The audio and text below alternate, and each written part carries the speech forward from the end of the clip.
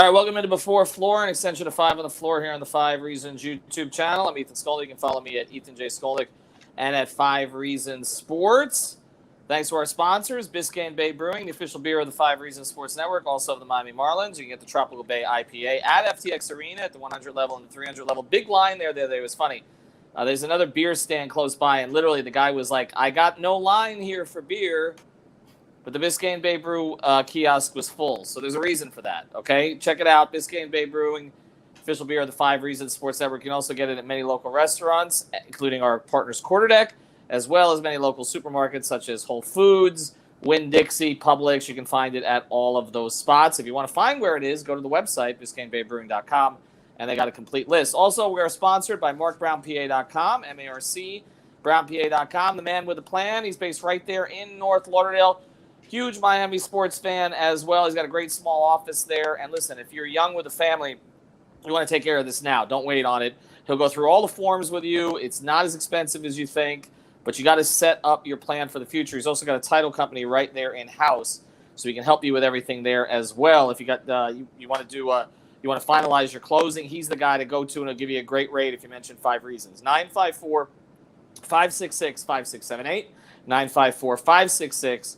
5678. All right, let's get to it.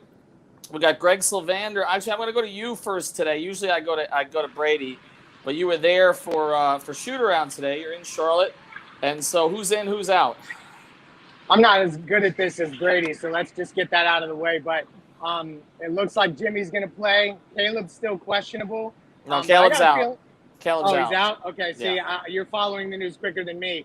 And everything else is business as usual. No Depot, no Morris, Heroes home, etc., etc., etc. All right, we'll go to more stuff for you later. I thought Caleb might play, but then I realized because he made the trip, but then realized, well, he probably wants to see people in Charlotte anyway. So, and his brother's out as well. But I'll go to you on this, Brady, first. It's funny. I was talking to I did a hit with a Charlotte radio station, a station I've done some work with before. And they were kind of surprised about the Heat. Like, they're like, this is the best team in the East. I don't know why nobody's talking about them. But they were also talking about the Hornets, and the Hornets are a little bit of flux right now. They're not playing particularly well. Boston has passed them. Toronto has passed them. There's a little bit of heat on Borrego, even though I think he's actually done the most he possibly can with this roster. But we've talked about it. Like, they don't match up particularly well with the Heat, I don't think, in their current form. And the Heat held them under 100 each of the last 2 times, which started a spiral for them the last time that they played. So what are the challenges tonight? Yeah, I think as we said last time against Dallas, it's the complete opposite of that, basically. Like, they were basically trying to get the ball out of Doncic's hands like they do against a lot of these teams with one primary player. But the thing about Charlotte, as good of a player as LaMelo Ball is, they have a bunch of guys that can basically hit you and score on you and do different things that it kind of falls into Miami's territory, because I think they can do the things of getting the ball out of Doncic's hands, but they feel better of guarding one-on-one, rotating, being smart in that way. And I think that's why you've seen a very good offensive team in Charlotte kind of get shut down in a lot of ways against this Heat team. They have struggled. I think it's interesting to see. It's a decent game for Miami to go into the All-Star break, because I think it is a good matchup. But I do want to pivot and say the big thing here for Miami, we talked about the depth of Charlotte or different things, guys that can hit you with Oubre off the bench. Miami needs these bench guys to step up, and I know it's a weird bench because they have Omer and Highsmith and Strus and Gabe, but specifically Strus and Gabe, they need them to win this game. If they had just a decent game from Strus or Gabe last time against Dallas, they probably would have been a different outcome. So I think they really need that punch in this one. And I know, Greg, we'll talk to you about this later because you talked to Strus today and posted a video about it, which I think is relevant to what we're talking about here. But also what's relevant is Gabe, and I reported a little bit earlier today, and I know this probably blow up in my face, but that I've been told by 2 sources there's 0% chance of Dragic signing right now with the Heat. Nothing is ever 0%, but I'm saying these are what these sources reached out to me and said, so I'm not anticipating that it happens. And the reason I was given by both sources, one inside and one outside the organization, was Gabe, Jonathan, that you don't want to stunt Gabe's progress, that Dragic could be back this summer, but that they see something in him. But the last game was really this is the first poor game he's played in a while. Like, and it wasn't just the shooting. He had a bad turnover late. He just, I don't know. He just wasn't at his best. I'm with Brady. He needs to be better tonight. Yeah, he's going to have to be one of the main guys off the bench that really helps us. We saw in the last game without Tyler Hero, there was times in the game that there was just slumps in the offense. So you're going to need Gade to hit a couple of shots. We did see a little bit of him and Yurt getting a little chemistry. He was able to find him at the rim. I want to see him do that a little bit more. But he's going to need to hit a couple of those open jumpers. We've seen it throughout the year. He's progressed as a player throughout the year as well. So for him to have a game where he takes a slight step back, it's just a growing process. I think he's going to continue to get better. He's going to continue to be more reliable. And going into the playoffs, he's going to be a reliable backup point guard. Timothy, as we look at the break coming up, to you, what is the significance of going into the break at worst in a tie for first in the East? I still can't believe it, honestly, because if you just look back this whole season, I think I saw today we like 65 minutes that the Big Four had together or something of the sort. Like, it's actually insane that, and there's a testament to this team, to the pro. I don't want to borrow from the Philadelphia, but the process of Spo. Like, doesn't matter who was in the lineup, he expects a certain quality of play, and I mean, it's like I say, one player goes down, so maybe last season if a player got hurt, I used to have like heart palpitations, like, oh man, it's a bad game. This season, I have not had any fail. When I see one player is hurt, I'm like, okay, next man up. Like, this is the first season I've actually fully believed the next man up mentality, because it doesn't feel like there's a skip in the, like, I don't feel like, oh man, this guy's playing is going to be. So of course, like you said, Gabe had a bit of a slump last night, but he deservedly so. Like, he has been out of his mind like the last 20 games. So I just think it's and we know how Spo goes. After All-Star break, that's it. He locks in. We go on a winning streak. Not really a winning streak, but just a more consistent play. So hopefully this week we get. And I saw Caleb said Achilles isn't too bad. Not serious, right? We got about maybe 2-3 weeks for Depot. Maybe Jimmy. Jimmy's gonna have fun. Maybe he can get refreshed. Bam is. I think it's a step back, take a breather, have a little vacation. Because to be honest, All-Star break, about 200 players usually show up in the Bahamas, like every year. Every year, I'm always confused. Like, it's only 3 days, but every week, All-Star weekend, when I go to Atlanta, so Bahama to watch a basketball game, to watch an All-Star game, I see NBA players. So I hope they have a good time over the next. Well, you are officially our Bahamian correspondent on this stuff, so we're expecting full reports. I mean, I'll let you know who I see this weekend. I'm having a good time. You should write this off on your taxes, Timmy, because you'll be doing some work for us. But I think this is a refreshing thing. I think it's funny because I think if Jimmy's injury was a little more serious and Tyler was healthy, I think he would have dipped out of the All-Star game, but he's not really in position to do so right now. Greg, I'm going to pivot back to you here in a second on some of the stuff from this morning, but I want to go to Brady on one more thing here. You mentioned kind of the way that they've handled LaMelo Ball in the past. I was looking at the numbers. He's been highly inefficient against the Heat. He's had moments, but he has not really torn them up. What is the strategy on him? I think the big thing is that this is one of the few teams in this league that you can switch everything. And that is why the main thing is that this falls in Miami's favor. You're going to see a ton of Bam on him, which is a win for Miami, obviously. That was always one of the more fun matchups because they even played a little bit in high school, I think, when LaMelo was a freshman. So it's like that little combination there. But Bam can do his thing in that type of sense. And he's one of the few teams that are just decently big at the guard position and small at the other areas, the forwards and the bigs, that you can do that. So I think that's just one of the bigger things. And I do want to kick in one other thing that I talked about on the podcast the other day was you were tweeting about Jimmy in the 4 undrafted guys lineups. And I'm like, why? It's like a fun story, but like, don't go with Jimmy in the 4 undrafted guys lineups. It's like, if you're going to do that with a bench lineup, it makes sense because this team is deep. But when you have 3 of your 4 bench guys basically out and you're rolling Highsmith and Omer and Strus and Gabe, it just feels like that's what's going to put them in a hole. So I feel like there is so many things they could do defensively, but when you start going to that and putting that type of stress with those type of lineups, that's where things go downhill. I mean, this feels to me like the kind of game, Greg, that you should be leaning on the starting lineup more. Like, right? I mean, other than Jimmy, and Jimmy's not – Jimmy, I will be stunned if Jimmy plays more than 10 minutes in the All-Star game. He doesn't like to play in these games. I mean, nobody's going to be playing basketball for a week and a half, right? Like, empty the clip, and you don't have everybody, so just empty the clip tonight. Everybody plays 35-plus in the starting. Well, maybe not Duncan, but maybe Duncan. Who knows? I mean, 35 minutes in the starting lineup, I feel like that's fair. Yeah, I mean, if it's a blowout, right? Because if it's a close game, we never know. But, I mean, Jimmy so far has averaged 29 on 68% field goal shooting against Charlotte in the first two games. So I'm expecting a big game from him. I think the team doesn't want to go into the break on a 2-game losing streak. So, I mean, this is the the Hornets have lost 4 out of 5. Like, they're reeling. So, to me, I think this is an opportunity for the Heat to go into the break with a win. And there's no reason, to your point, why they don't play the starters, at heavy minutes to secure the victory and get out of here and get back to Miami for a week-long break.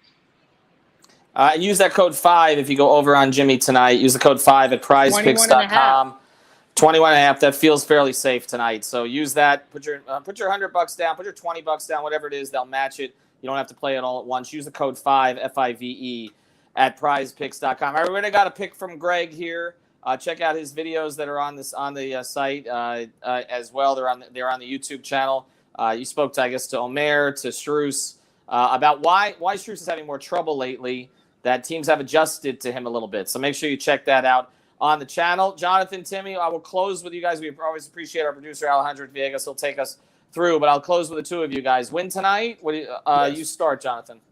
Yeah, I'm going to take a win tonight. I'm also going to take I think Bam is going to have a decently sized game. To what Brady said, they're not a big team. So defensively, switching everything is going to be the way to go. Offensively, go with attacking the paint. We saw what they did in Dallas. We were unable to hit from outside, but the differential in the points in the paint was absolutely huge. With a smaller team like Charlotte, I think that's going to be a big part of it. Jimmy hunting matchups and Bam attacking whoever is guarding him and taking it to the hole. So I think that's the way it gets done, and I take Miami to get the win. All right, I think Timothy, Bam, take us home. I think Bam probably had some home cooking today, so I expect a big game out of him.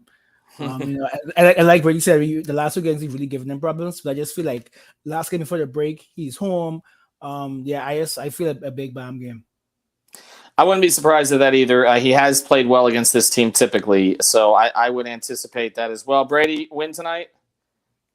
Yeah, and I think the big thing is I'm also thinking this is going to be a big Jimmy game. Looking over the past 2 weeks, they've basically, when things go downhill, they just attack mismatches with Jimmy, and Kyle gets him in his spots ever since he came back in San Antonio. The game against Charlotte is the one where that kind of took off, and they've kind of gone from that. They were just getting Rozier on Jimmy, and Jimmy was just cooking down low, and that's how they kind of built that lead up. So I think that's going to be the big thing. Prize Picks 21.5, I'd definitely go over because it feels like that's what they're going to be attacking all night. Use that code 5. Thanks to our sponsors, markbrownpa.com. Also, of course, Biscayne and Bay Brewing. Pace and space at halftime. Post up 5R as soon as the game ends. 5 on the floor as soon as the game ends. Coverage of the game itself from the arena from Greg Sylvander. Got plenty of coverage coming up next week as well. Everybody have a good night. And, yeah, our Bahamian correspondent will be keeping you abreast during the All-Star weekend of who's at the pool. So we'll go there. Jonathan, drive safe when you start driving. Have a good night, everybody. All right. Thank you, everybody, for being here with us in our pregame show. Let's go ahead now and listen to the 2 coaches. First, Eric Spoelstra about tonight's matchup, Miami Heat facing the Charlotte Hornets right before the All-Star break. Here we go. Eric Spoelstra.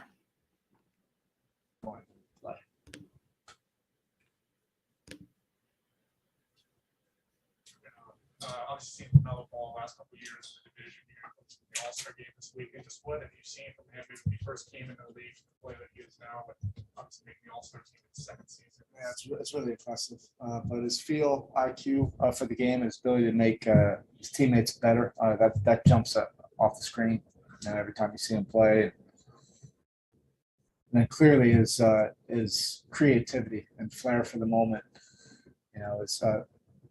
as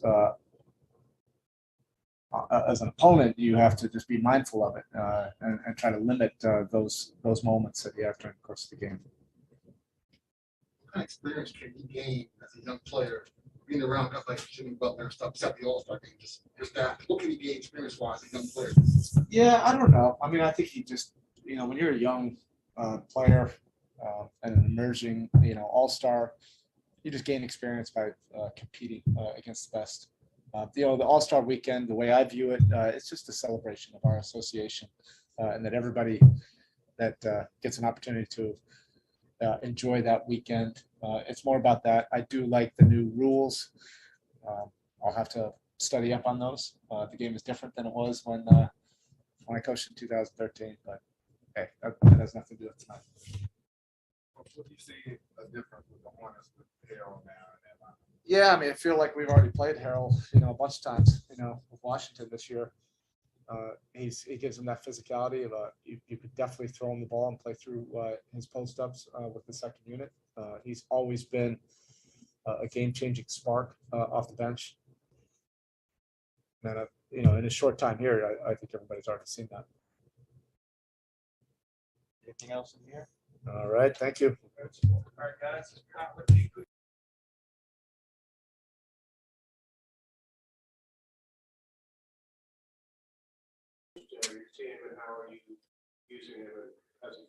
We're learning him. I'd say the biggest impact is in the locker room, the voice, the leadership. Something we've needed, we value. You guys are accustomed to this. You've had multiple of these type of individuals in your program in Miami. And Trez brings that same leadership quality. He's got credibility, toughness, physicality, energy, and he's brought a voice to our program that we've needed. That's the first thing. Secondly, just his energy in the paint area, something that we've needed, getting some easy stuff around the rim, a way to settle us on the interior, to play through him a little bit. I think we've all seen Trez impact a game instantly when he comes in a game, and he's had the same effect here. We're learning him, he's learning us. We're kind of on the fly right now, but it's been a valuable addition to our program, and he's going to help us these last 22, 23 games for sure. James, I wanted to ask you about 3 of these developmental success stories. Just what you're able to share, not from a competitive disadvantage standpoint of the scouting report, but what can you say generally is on a scouting report about Strus, Gabe Vincent, Omar Yurtsev, and just what you've noticed in the development of those 3? Well, we could be here for a while, but they're all high-level players. I mean, going back to the summer league, you saw a lot of confidence being built out of those guys. They've done a heck of a job in Miami. They look like they understand their role, number one, and I think they've clearly defined what that is. They come out, obviously they play with great energy on the defensive end of the floor. They compete at a high level, every one of them. That's clear when you watch the film. Secondly, is the shooting ability. Their ability to catch and shoot the ball.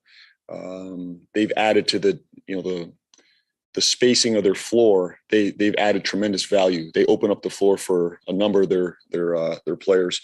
They just look to me more confident, and decision making has become more and more complete for all 3 of them. It looks like that they're not rattled when they touch the ball. It's clear, but I think that comes out of their program. They understand their role, their identity. There's clear decision making out there for all of them, and then the ball handling as well. I think the two guards you're talking about, their ability now to put it on the floor, get to the rim, make plays for themselves, for others. But it really starts with their ability to shoot the ball. So give Miami a ton of credit. And the big kid, he just plays with a ton of energy. He impacts, you can see, just the additions of Deadman and their bigs. They play extremely hard. They protect the rim, high motor. And that's who they are. That's who the Heat are. And they're falling right in line with that group. Thanks. Yeah. Both games are under 100 points both times. When you look at those 2 games, you see kind of a common denominator. The 2 games on that side, it's something you guys aren't doing, something Miami is doing. Is it something kind of in between that's having troubles with their defense? For us offensively, you're talking about our offense. Yeah. Well, they're a very good defense. I mean, they're physical. We had a 5-point lead going into the third quarter, and they picked it up there in the third. We're going to have to handle their pressure. They switch a lot of our stuff. They try to take away our pick and roll with their switching ability, and they have a 5 that can do that, and so we're gonna have to find other ways to exploit them. Some in transition, you can see that they've really had an emphasis on taking away our transition game, getting back. They've obviously put size on Melo. I think I'd expect Butler to start on him again, to bring physicality on Melo and try to eliminate his pick and roll game. So we're going to have to find other ways to move them. Obviously, you got to shoot the ball well against them and not turn it over. I think that's the biggest thing. Getting shots on goal tonight is important. And that really is what cost us last game. We gave them too many points off of our turnovers, and it really started in the third quarter. That's what cost us. Obviously, you can't have an 8-point quarter in this league and think you're going to win many games. So We got to have 48 minutes of sound, good basketball offensively. And I think it starts with our spacing, making sure we're spaced well against this team. Just following up on that, pushing pace, you guys are the best in the league at doing, and Miami able to slow you down a little bit in the last game in particular. What do you do mechanically with your team in terms of trying to open up and trying to play faster? Sure. Well, I think a lot of this is going to come down to our defense. Can we create offense off our defense tonight? That's an area that we got to try to exploit, is being more active in our defense, trying to turn them over, have active hands to create some easy stuff going the other way. Now, if they're getting shots on goal and we're having to do it off the board, it's going to be tough. They're disciplined. They know how to get back. They have multiple guys that command the gym going back. Lowry does it. Bam does it. Butler does it. Tucker does it. They really have 4 generals out there defensively that command the gym in transition. That's a credit to them. These are veteran players that understand transition defense and the value. And to be honest with you, this is something that we got to take in our program. We got to find the value of that transition defense like they have. And they have 4 guys that have that at a high level. So I think a lot of this transition for us is going to come off our defense. Can we turn them over? Can we be active with our hands in gaps to go, take the ball the other way? Off the board tonight, it's going to be a challenge. It's just going to be a challenge for us to keep our pace. But we're going to have to do this really off of our defense tonight. Coach, how much of a difference does it make to have a guy like Montrez going up against Bam? And I said that Bam didn't have to guard Mace before, but he could have put it wrong a little bit where it's having to guard a guy who's really an offensive threat like Montrez. Yeah, that's fair. I think, Mace does it in other ways. I think Trez got a little bit more maybe in the pocket or, through the post, running the floor. Mace does it in different ways. Obviously, Bam still got to guard Mace out there, and he will to start this game. But, Trez has been a guy that's scored at a high level in transition, in pocket passes, offensive rebounding, playing that dunker spot. I think if Trez can get underneath below Bam, Bam's got to think about him, stepping up and helping. And I think that's where Trez does a great job. And he's one of the best in the league, playing underneath that rim and attracting attention. And those dump offs for Trez tonight will be important. Bam will, obviously he's played against him and he will be aware of that. But that's one way that we could utilize Trez tonight. Coach, Gregg Popovich flew past Lenny Wilkins last night. We know what an influence it was for you. Now he's 2 wins away from tying down Nelson. I just wondering what thoughts and emotions are going through your mind when you think about Pop and the milestone he's about to hit.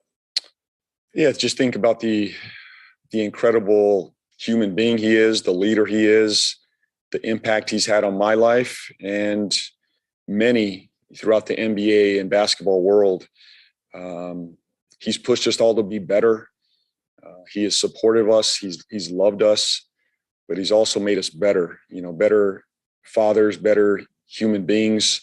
He's someone that I think about it daily. There's very few people that impact your life that way. And to me, I think about him on a day-to-day basis, decisions I'm making for our team, our players, how I handle situations, the care factor for my family. Those are things that I'll carry with me for the rest of my life that go beyond basketball. And he has set a foundation for me to think about the world differently, to be open to things outside this basketball world or how I was brought up or how I thought as a young man. And he's just opened up and broadened my world. And to me, that goes beyond basketball. And he's gonna break this record here soon. And no one is more deserving than Pop. And I look forward to celebrating that with him. And it's just an exciting, I would have never imagined being here, having coached with someone like that and being around him. But I'm so thankful for that opportunity to coach with him. And it's going to be a great day when he breaks that record and we all get to celebrate him. And he'll deflect it back to everybody else. But he deserves a ton of credit and a hell of a coach. Night after the game, coming up for the All-Star break game on Sunday, your experience as a coach, what can a player like him, a second-year player, pick up from other veterans while he's there, kind of bring back on a Well, I want him to fly with Jimmy, hopefully he can sit next to Jimmy and just soak up all that knowledge and toughness and experience and DNA that, Jimmy brings to the table. And, a guy like Jimmy didn't have it instantly when he came into the NBA. He learned, he grew, and there was someone, that he sat next to and he learned from, and someone that groomed him. And same thing, this experience for Melo, I think, is very similar, is get around these, have fun, number one, but secondly, get around some of these greats. You can't touch them all, but, pick their brain. How do they work? How do they operate? What does work look like for them? And, I think soaking up some of that knowledge from these greats around him, I think will be really important for him as he continues to develop. So I hope he gets a couple minutes here and there with, I think one of my memories when we coached the All-Star game in Toronto was watching Kawhi Leonard sit with Kobe Bryant for, I observed them for, it could have been 5 to 10 minutes. What they talked about, I have no idea, but they were deep in thought. They had some conversation about basketball and life, and those are memorable and impactful moments for a young kid, and Melo's 20 and he gets this amazing experience around these men that have done this for years, and are still doing it at extremely high level. So that's my hope for him as he enjoys the weekend as well. Good.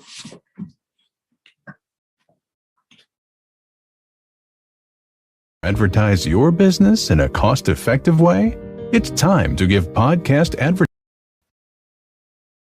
Welcome to the latest episode of 5 on the Floor on the 5 Reasons Sports Network. Thanks for joining us on your favorite podcast app. We're on Podbean, Spotify, Google Podcasts, Apple Podcasts. We're also on Dash Radio on their Nothing But Net channel every single weeknight at 7 p.m. Also, check us out on 5 Reasons YouTube. Post up 5R soon as the game ends. Before Floor, an hour before every game begins, and of course, content throughout the day. So make sure you hit that like and subscribe button. That's 5 Reasons YouTube. 5reasonsports.com. Make sure you spell that one out. The latest takeaways from Brady Hawk and others. He's going to be joining us here on the pod, giving them to you on the podcast. Also, a new Dolphin series about what they should do in the offseason from Louis Sung that just hit.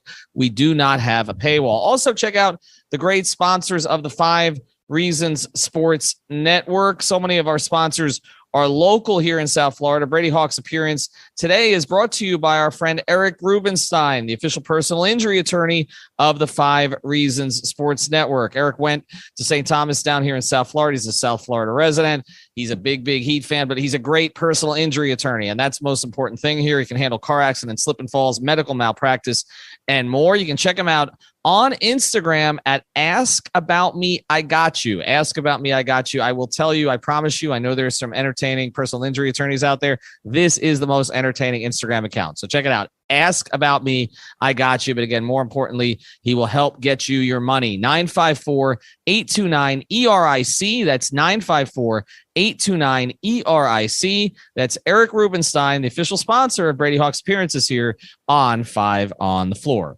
And now, tonight's episode. Down to Biscayne. Yeah. 5 on the floor. Ride for my dogs. Where here's the thing. You can check the score. Hustle hard, couple scars, wearing bubble frogs. Just like Butler said, you in trouble, y'all. Kept the flow playing. Got it all banned. Y'all seen the block. Stop with one hand. And Pat we trust. It's power, have the guts. We're here to bring the heat. Y'all can hang it up.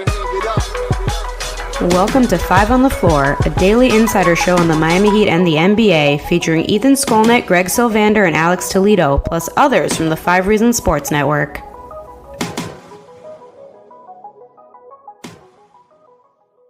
All right, Ethan Skolnick coming to you from FTX Arena. Here's tonight's floor plan. Alex Toledo was with me tonight, but he won't be on the pod. Greg Sylvander will be back on Wednesday. I've got Brady Hawk. You can follow him at Brady Hawk 305. We're going to go through the 5 takeaways tonight. After the Miami Heat lose to the Dallas Mavericks, they fall to 37-21 on the season. They lose 107-99. I just came out of the post-game press conferences that included Jimmy Butler and Kyle Lowry, so we'll get to some of that. The Heat scored just 40 points in the second half. They get outscored 56-40. They were playing tonight without Dwayne Dedmon, without Caleb Martin, without Tyler Hero, but they did have a lead, and they squandered the lead. A couple of news items today just to catch you up in case you missed it. Victor Oladipo went to Sioux Falls to work out with them to play some 5-on-5 to get a little bit closer to his return. That's why he was not on the bench tonight. Also, I think most people know by now that Caleb Martin was signed to a full contract for the rest of the season, a regular contract, so he's no longer a two-way. They replaced him as a two-way with Javonte Smart, who you may remember from the preseason making a last-second shot. He is back with the Miami Heat. And Haywood Highsmith is on a 10-day contract and actually got 16 minutes tonight. But let's go through it. Your first takeaway from tonight, Brady. Yeah, I just think it should be the Brog thing, and it's a thing we talked about on a lot of this, is just the late game offense in general. Jimmy Butler was really rolling in that second half overall. Like, there wasn't a lot of positive things offensively from that game, but Jimmy was just grinding things out. It's what he's done a lot this season. When the other guys are not rolling, he kind of just puts them in position to wait for that punch later on. That punch obviously never came, but he put them in a decent position. But as the late game stuff came up, down the stretch, it was a lot of the same things. It was Jimmy. I don't know what the time was left, but he shot a three there. There was some isolations. There was some different things. But this isn't one of those games where I'm going to sit here and say, like, that stuff is just wrong and Jimmy shouldn't do it. It's more that they didn't have that second punch. And we can talk about Bam later on, but I'm looking on the floor and I'm looking at Gabe who's 0 for 7 from 3. PJ's obviously not that offensive threat late in the game. Kyle's kind of deferring, and Bam Adebayo is obviously not getting the ball down the stretch in that game. That one's not on Jimmy in this late game offense. It's just looking around and saying, we do this a lot when a certain guy's out, but Tyler was missed in this one because he's getting shots up in this type of game. He's going to get the ball and kind of defer and allow Jimmy to mix things up. This was just the same thing overall, stagnant offense. The sets all changed. I think this was the biggest tale of two halves because my takeaway early on was their offense looked really good. Like, the sets they were running, everything was flowing. They were getting everybody involved, even when the shooting wasn't there. But 7% from 3 in the second half, I think will do it. Like, we could talk about late game offense, but when you're shooting that poorly, you're 1 for 14 from 3.5. Like, you're just not putting yourself in position to win. But there was one thing tonight. I'm with you that I wouldn't blame this on Jimmy, but I think we see a limitation of Jimmy late in games. And this is something they're going to have to figure out with someone else helping him. And maybe it's Tyler if he plays, and maybe it's Oladipo, okay? But the Mavericks switch size onto him. And this has been a consistent problem late in games, okay? It was a problem with Milwaukee last year, and it was a problem with Toronto. It's been a problem. And he was asked about it after the game, and he didn't give the most direct answer on it. I will say Spoelstra did. Spoelstra said more teams are going to do this. And look, he said not a lot of teams can, but actually there are some teams that can, or at least they have enough personnel to do it. And we saw it with Dallas. They put, Kleber on him. The only small guy they had on the floor was Brunson. So they weren't going to switch anybody small onto Jimmy. And that is when Jimmy has problems. It doesn't necessarily have to be a long athletic player, but just size in general. He has difficulty finishing over late in games. They needed somebody to create this kind of space. And I don't want to give away one of your later takeaways, but I thought it was a little odd that we didn't see Duncan at all in the last 8 minutes of this game. I know he didn't really give them a lot offensively, but I didn't think he was bad defensively early in the game. He was 1 of 5 from 3. Gabe didn't have it tonight, and he wasn't giving you that kind of size. You didn't have Tyler. You didn't have Caleb, who might have been an option. Strus was, I thought this was one of Strus's poorest games of the season. So if there was ever a time Duncan was going to give you kind of a little bit of relief space there, it was in this game. And not to see him for the last few minutes, I was a little bit surprised by that. But we'll pivot. I want to go to your number 2. No, we can actually flow right into that because that is one of them, is the Duncan Gabe thing. Because, as I said, he was 0 for 7 from 3. I understand going with a 5 defensive lineup. Like, it makes a ton of sense because if you're saying Duncan's not having it going and Gabe's not having it going, obviously one of them is a lot better defensively. But there's a couple of things there. For one, defensively, we could talk about one being better defensively, but lacking that size. And we're talking about a lot of the size with Jimmy. A Lowry Gabe backcourt against a much bigger Dallas team doesn't really make much sense to me anyway.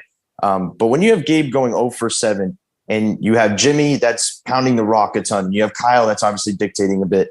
If he's going to play a total off-ball role, which he didn't do the entire game, obviously some of his better minutes came when he was throwing the lobs to Omer and he was getting others involved. If you're going to put him in that off-ball role, I don't see a reason not to play Duncan in that way. I think when I'm looking at the offense late in that game and I'm seeing the positions that Jimmy's just resetting the same screen over and over, and the guys on the weak side are just pulling all the way over. It doesn't matter if Duncan's doesn't have it going. We talk about the gravity, and it's not overstated. That guy is not pulling over if Duncan Robinson's on the floor. It doesn't matter if he hits those threes or not. So I think that is where we stand. And I think it's funny to look down even on social media and go on Twitter where everybody's talking about Duncan never closes and he doesn't close. And then now you see things turn a bit and everybody's saying Duncan should have been closing tonight. So it's weird. It's like you can't really win either way in a lot of ways. But tonight I will say I agree. I think Duncan probably should have been out there.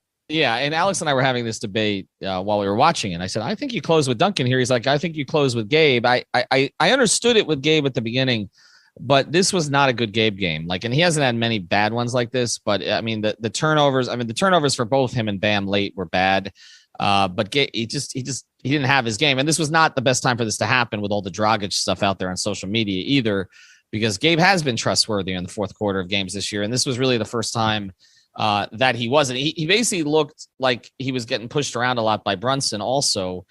They're carbon copies of each other in some ways, and Brunson got the better of him in that matchup. All right, we're going to get to the rest of the takeaways here on the podcast in a second on 5 on the Floor. Before we do, we want to tell you about another sponsor of the 5 Reasons Sports Network. And of course, that's our friends over at prizepicks.com, the official fantasy sponsor of the 5 Reasons Sports Network. Use that code 5, that's FIVE, get your initial deposit matched. So you put down $100 and they'll give you $100 and you don't have to play it all at once. Of course, you don't just have to play NBA either. We know the NFL's over with right now, but you can still play NHL. You can play college basketball if you like, if that's your game. You play 2, 3, 4, 5 players together from different teams, different sports. So go to prizepicks.com. Use the code 5, and we have another code for our products. Okay, 5RSN is that code. And for endurance runners, we always tell you to go to getsalis.com. Okay, endurance athletes of all kinds. This is to replace your electrolytes in a healthy way. That's GETSALIS.com. Okay, you can pound as much Gatorade as you want. Okay, but this stuff is better for you, and it's made with all natural ingredients. So go to getsalis.com. Use the code 5RSN for 10% off there at getsalis.com, and at prizepicks.com. Get your initial bonus matched with the code 5, FIVE, the official fantasy partner of the 5 Reasons Sports Network. All right, let's get to the next one, Brady. Yeah, I think it's just the way they defended Luka. We talked about before the game. You double him, you blitz him, and you make everybody else beat them. The other guys did beat them. Like, it fell right into their defensive plan. When you say that, you're going to have to live with that, and I think they did. But I did like a lot of stuff Jimmy was saying after the game, where I thought a lot of their rotations were just poor in the second half. Like, it felt like early on, I think Luka was a little bothered by it. He decided to pick on some stuff and he got it going in the second half. But a lot of it was just the rotations were not the same as the first half. I think that was an issue. And I don't think there's a lot of hindsight stuff where you say you have such good individual defenders. Why don't you put one guy on Luka and guard the other guys? It's just not that easy because you just can't put one guy on Luka Doncic. Like, he's just that good. When you're watching these games, it felt like Spo, Lowry, Jimmy, all of them said the same thing. They say you might not even be able to put 2 on him. You probably have to put 3. He's just that good, and he puts that much pressure on you. I think they did a good enough job. I think, what was he, 5 of 19? Like, they did just enough to stop him. But obviously the other guys, you look down the line at all these other guys that provided, what was it? Cleaver had 19 points, Brunson at 19. Finney Smith was 4 of 7. Like, these others that we talked about that had to beat them, they did beat them. So I think that's just one of the things you have to live with. Like, it wasn't a terrible defensive performance. I don't think it was great in the second half. But I don't think it's one of those things you worry about long term. But I will say this. I was a little surprised by Jimmy's response after it. And sometimes Jimmy's a little contrary intentionally, I think, with what he kind of goes after a game. But focusing so much on the defense when they scored 99. And you know, I understand the pace plays into that and all the rest of this. But I thought their defense overall was good enough. Like, I'm with you that the rotations were a little bit slow in the second half. But, I mean, most nights, I mean, if you hold, I mean, yes, they made 44% of their threes on 41 threes. And again, if you take Doncic out of that equation, they were, 16 of 34, which is almost 50%. So, I mean, that is too much. Okay. There's no question about that. But I thought that defensively, they hung in for most of the game. They kind of got their lead, I thought, by playing pretty good defense for a while. And I just, again, the offense just wasn't there. I mean, the offense in the second half, as we talked about, they weren't making threes, which is a huge part of it. And you can't certainly look past just that. But also there were those stagnant moments. And also I know something we're going to talk about here a little bit is that Bam was going and then Bam was absent again. And, he ends up tonight, and I know we're going to get to this another takeaway, with 19 field goal attempts. You're like, well, that's great. But some of those were kind of doubles on single possessions. And there wasn't a lot really late in the game, I think. So I think that's one that we're probably going to get into as well. Yeah, we can actually get into that right now because that was kind of two things that tie in together. He was having a really good start. Like it was one of those things where he was just going. Like we talk about all the time about before, is he going to stretch out even more? It feels like now we're seeing the direction that he's going is that he is an inside player. He's a guy that's going to play off the dribble. He's going to beat you off a face up. There was the one play early in the game where they ran a Jimmy and Bam inverted pick and roll, and Bam just got right by Dwight Powell and laid it in. Like that was the stuff that makes you look in a certain direction. But I think just how good Bam is in those spots almost hurts when a guy subs in for him, the stuff they run. And the reason I say that is because you look in the third quarter, I've brought this up before, and it's that Omer Yurtseven, they try to use him almost like Bam too much, and it gets them in trouble. I think in that third quarter when things were going downhill, Omer did not have a great third quarter stretch. Like there was a couple times where I think there was the time when he had the strip down low where Brunson came over, and there was a couple of things that just did not work well. But I'm not even putting that all on Omer. Like there was just too many times that they're putting the ball to him in the middle of the floor and making him like almost make Bam-like decisions. You kind of have to adjust with the big man that's in there. And I think that kind of got them in trouble. Bam came back in. And as you mentioned, that's the other part of this. First of all, 19 shot attempts in a game that we're sitting here discussing he wasn't aggressive down the stretch is pretty crazy to say. Like if we're talking about a positive thing to take away from this, if we're talking about non-aggressive late in games and he has 19 shot attempts, 2 shy of his career high, right. It's pretty impressive what he's been able to do. But it is something because like we said in the first takeaway, it's just a lot of Jimmy. I think you'd want to see Bam get the ball a little bit more, maybe run some of the same stuff, run some Jimmy Bam pick and rolls and get Bam in the pocket. But it seems like when they do run Jimmy Bam pick and rolls, it's kind of Jimmy just going all the way and they're kind of worried about Bam anyways on the roll.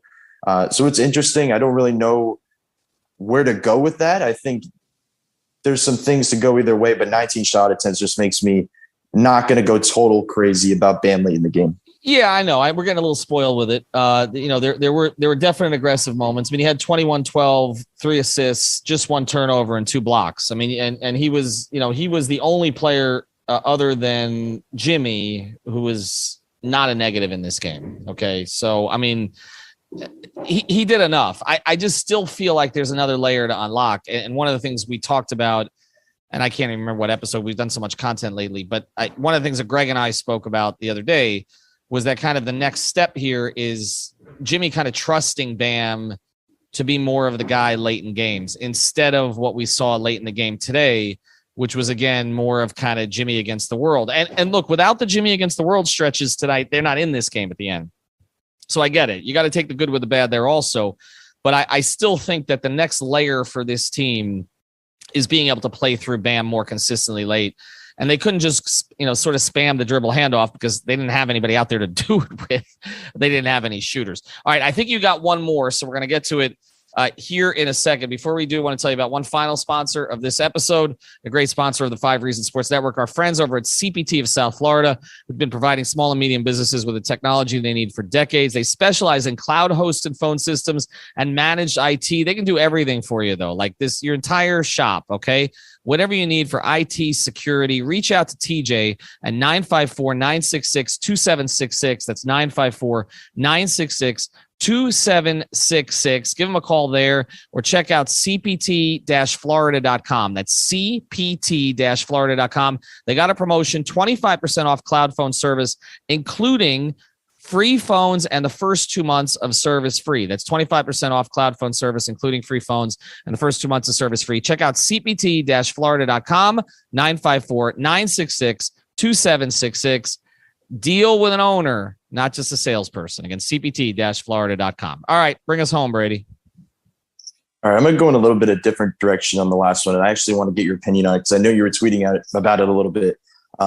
For starters, there needs to be some perspective that they were missing 3 of their 4 bench guys, like of their 9-man rotation. And that was big tonight. Like, if you're looking at this bench, that was a bit interesting. And I know you were tweeting about that they were running the lineups with, I think it was Jimmy first with 4 undrafted guys. And then it was Kyle with 4 undrafted guys. And it's fun to notice that and point that out. But then it's also like, why is Jimmy on the floor with the 4 undrafted guys? Like, you're sitting there looking around and you're seeing Gabe doesn't have it going. Max Strus doesn't have it going. Highsmith gave them a little bit, but obviously there's some limitations there.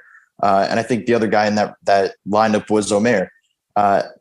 there has to be a little bit more staggering there, in my opinion. When I'm just looking around at this, I just don't feel like that should be the way to go. Like, obviously, late in the game, you see Jimmy going into Jimmy mode.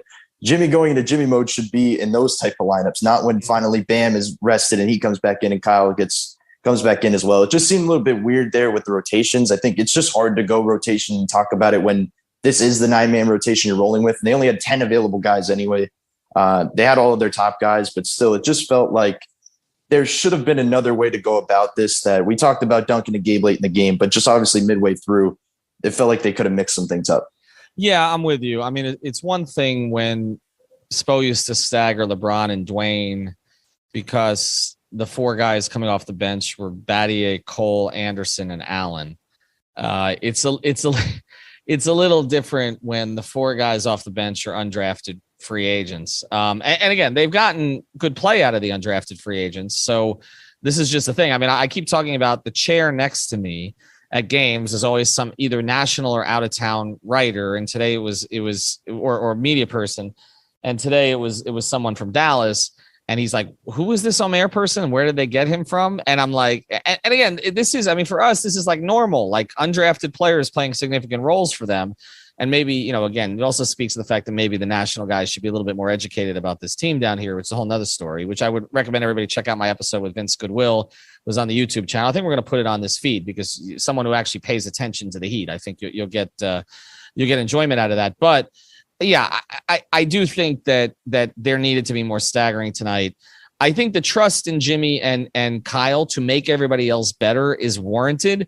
But there's a great burden with that. And also, I just thought that the starting lineup could have logged more minutes together tonight. I didn't think this was PJ's best game either. And I'm not just talking about because offensively, I just think generally his impact was not felt tonight. He's entitled to one of these. But I will say this is one of the concerns about not having another 4 to go to. Because PJ had some of these nights early in the season and Markieff Morris picked him up a little bit, and we still don't know really when he's coming back. So PJ has 1 or 2 of these in the playoffs. It becomes a little bit concerning. He's been so great that, again, I'm not going to harp on it, but he looked and Caleb. Yeah, I know Caleb hurt also, but he looked a little lethargic tonight compared to the way he normally is. And again, he's in his mid to late 30s. Like that's going to start to happen here a little bit. All right, so the Heat lose tonight. 107-99. We'll be back on Wednesday with the floor is yours, most likely. Thursday, Greg's actually going to be at the game in Charlotte, so he'll actually be covering on site. Check out our sponsors, Eric Rubenstein, our personal injury attorney of the 5 Reasons Sports Network. He handles medical malpractice as well. Also, of course, prizepicks.com. Use the code 5. GetSleeves.com. Use the code 5RSN. And CPT-Florida.com for all of your IT needs. Have a good night, everybody.